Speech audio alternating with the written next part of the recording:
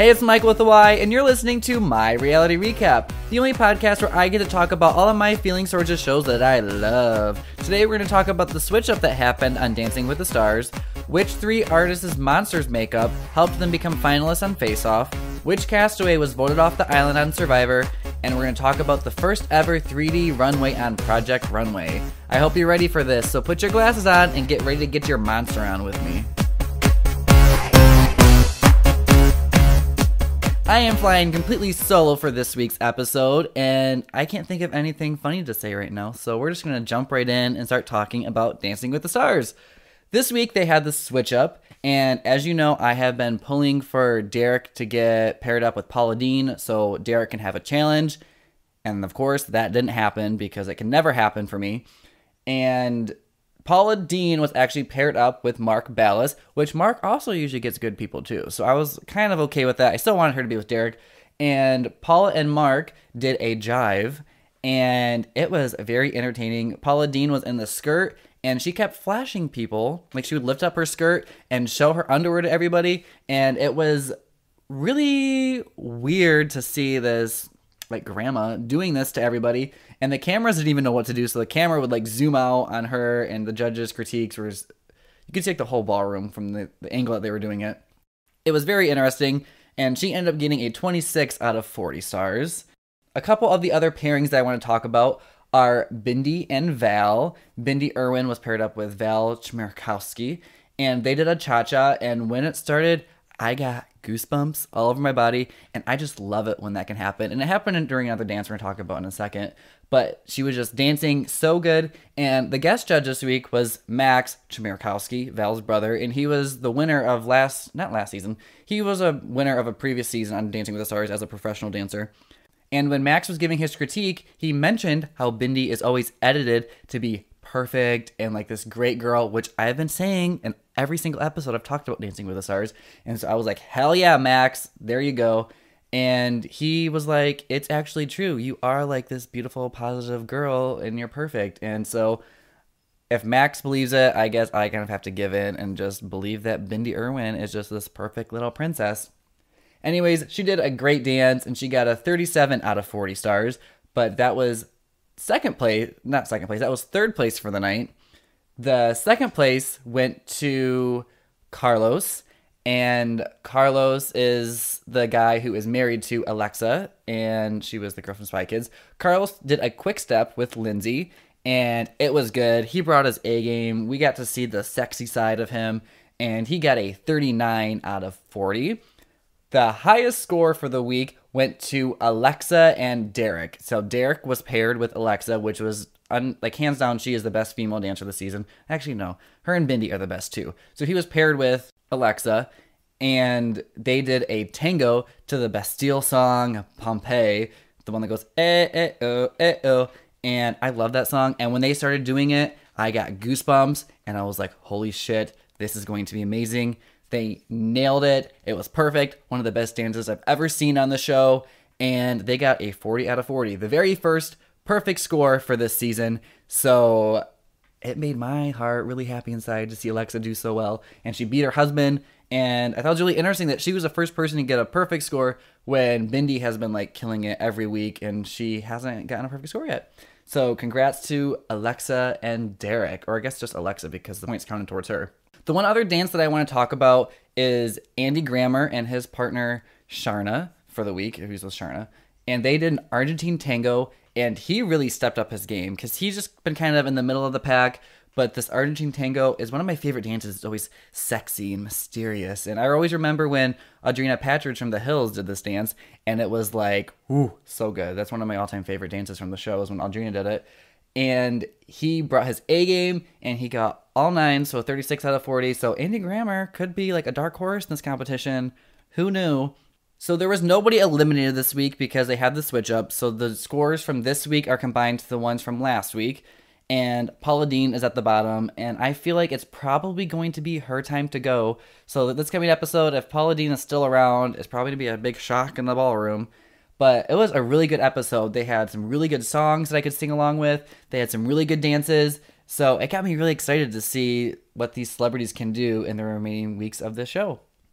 On Face Off this week, the final 5 had a spotlight challenge where they had to make a quirky member of their own weird family, like monster family. So you have to think of like the Munsters and the Addams family. And so Mackenzie Westmore surprised the contestants and told them that this was the semifinals challenge and that 2 of them would be going home.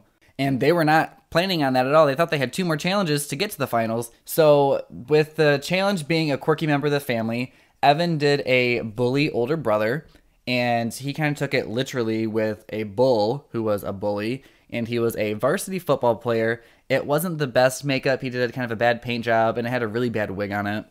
Nora did the black sheep cousin, and it was like this teenage sheep who was all happy and quirky because the black sheep is usually like the miserable one, and she was like the rebel of the family. And Nora's was one of my favorites this week, as always.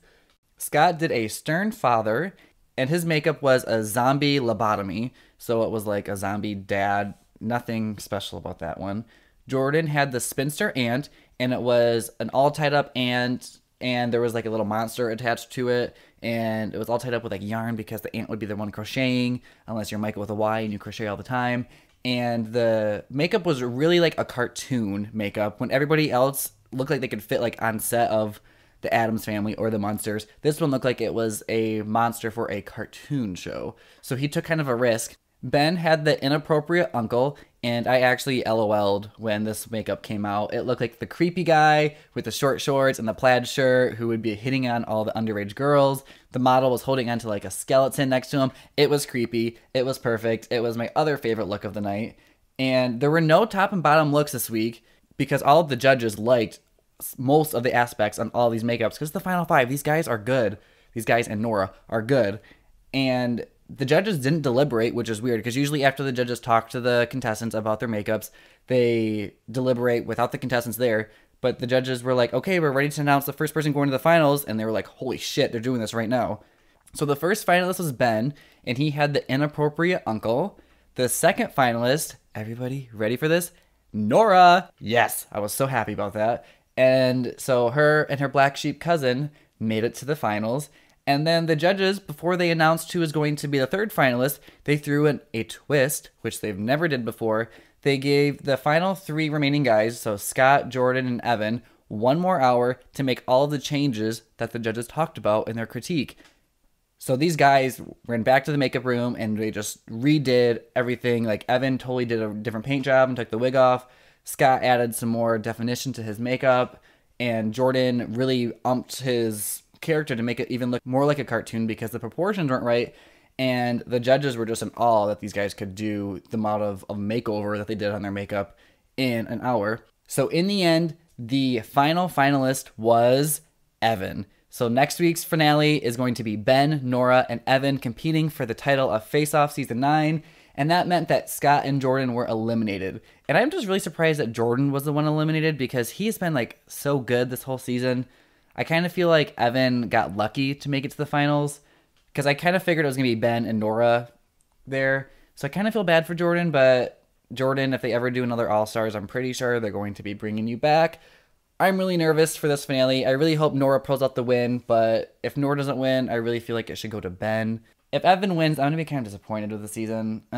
Well, that's Face Off. Now I get to talk about my favorite show that makes my heart smile every week, Survivor. They did a different reward challenge this week. Jeff Probst explained to them what the challenge was going to be, and they had to like swim out to this platform, grab a bag, swim back, and then toss it up into a basket. And there's only 3 bags to do that. And at the end of explaining how it was going to work, he threw in a twist saying that only one person would be running this entire challenge. And so the 3 people that did it were Jeremy, Terry, and Andrew Savage. And they're all like the older guys for the tribe. And I was like, what the heck? Why isn't Joe doing this? And part of me thinks it's because Joe didn't want to show how strong of a threat he was. So smart move, Joe.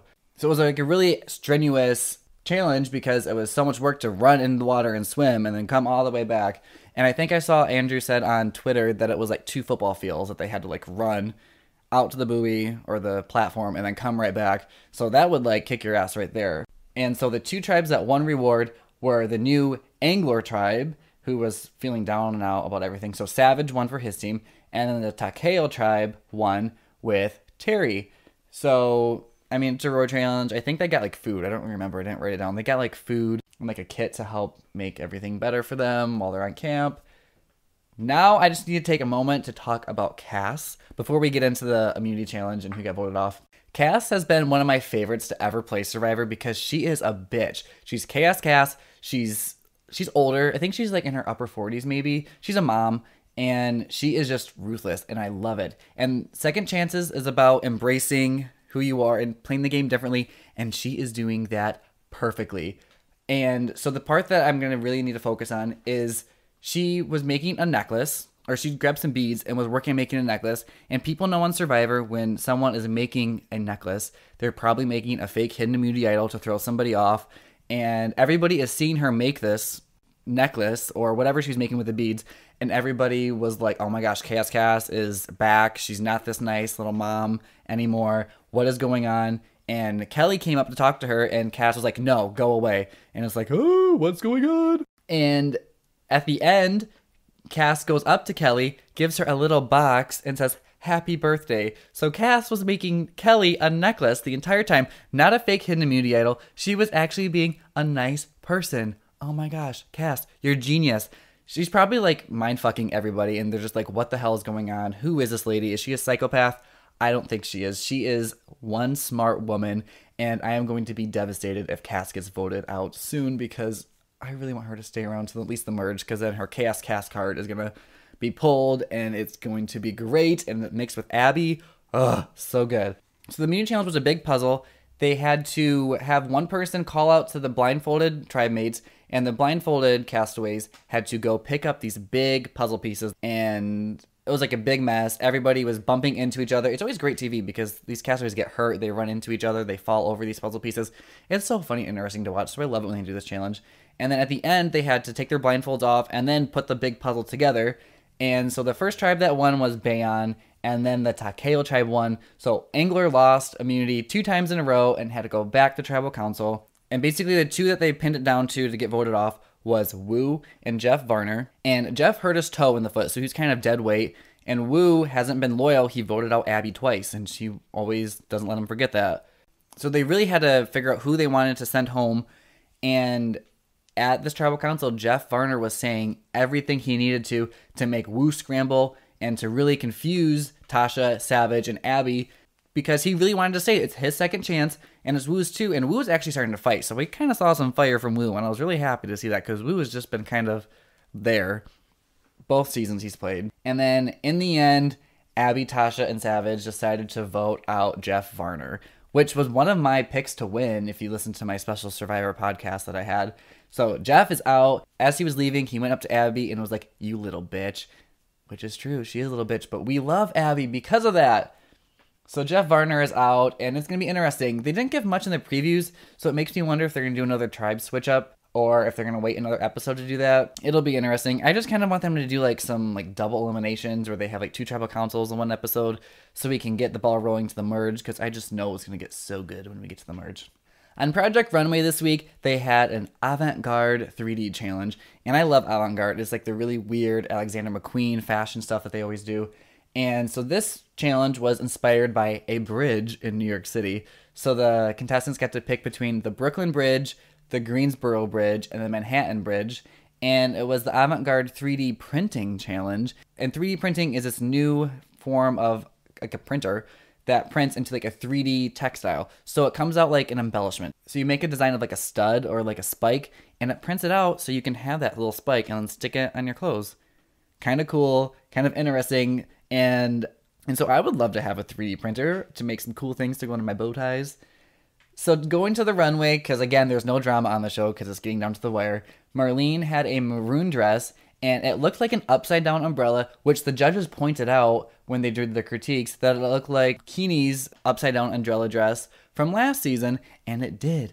And I was so happy that I remembered that and wrote it down before the judges even said it. Edmund had a black dress, and there was lots of detail in it and different textures with the 3D printing that he used, and it was like a mesh see-through, very sexy. He always has a sexy dress, though.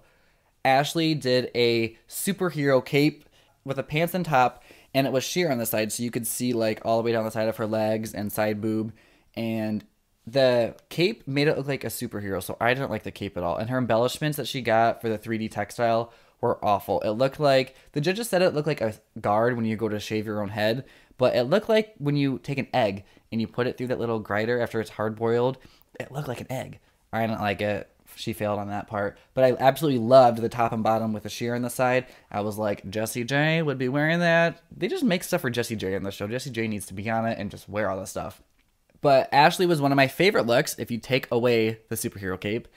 Kelly's look was like an actual bridge. She brought it to reality. She had the Brooklyn Bridge, and it had a big box thing out to the side. So it looked like there was a woman walking as like a walking bridge. Very detailed, very good. I loved it. She was my other favorite look this week.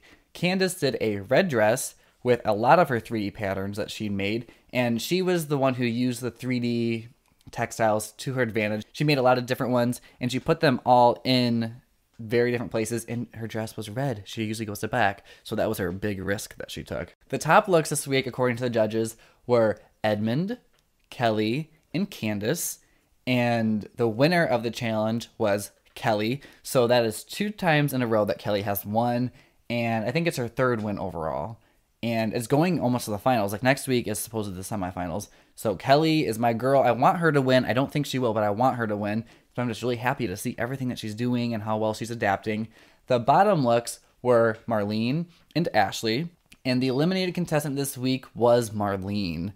And for Marlene, as an avant-garde challenge, she's the architecture lady. She didn't really do anything, and so she like kind of flopped in her own element. It's a bridge. Architecture people, I think they make bridges or they do something with it. And so she failed. She got out, and Tim Gunn still has his save, and he didn't use it on her. So I don't know if he's just not going to use his save at all this season, or if he's waiting to save one of these next contestants, because these final 4 are the 4 that I said would make it to the end. And one of them's going to get cut right before the finale. It makes me really nervous. I just don't know who's going to go. And yeah, I'm just really excited to see the final episodes of Project Runway. So there was no new episode of America's Next Top Model this week, but I need to address something that happened in the news. Top Model, after 22 cycles and 13 years on the air, is coming to an end. I am so sad. I absolutely love America's Next Top Model. You guys hear me talk about it, how I get so excited, how it gives me all these creative ideas, and how it really helped me become the creative director and person on set of photo shoots and music videos that I am today. And it's just so sad to see it go. I knew at some point it would come to an end, and it's just so heartbreaking because I just love it. I just love everything about it. And I need to stop talking about it because I don't want to cry and sound like an idiot on my podcast. But Top Model, I'm probably going to, maybe I'll do like a little special Top Model podcast where I talk about my favorite stuff. Since it's coming to an end, I'm never going to get to talk about it again. But I just wanted to say, Top Model, thank you so much for inspiring me. And Tyra Banks, I love you. I hope to smize with you someday in a selfie. Well, that's all I got for you guys this week, and I want to thank all of you so much for listening. If you like what you heard, please click that subscribe button on this podcast and give it a 5-star rating. You know that'll make me feel really good inside. And I want to keep the conversation going with all of you. Tweet me at Michael with a Y or hashtag MYRR to let me know all of your thoughts and feelings about the shows we talked about today, or which shows you want me to talk about in the future. Make sure to keep up with me on social media. You can follow me on Twitter, Instagram, and Snapchat at Michael with a Y, and that is spelled exactly as it is on here. Don't forget to smile, and remember, glasses are sexy.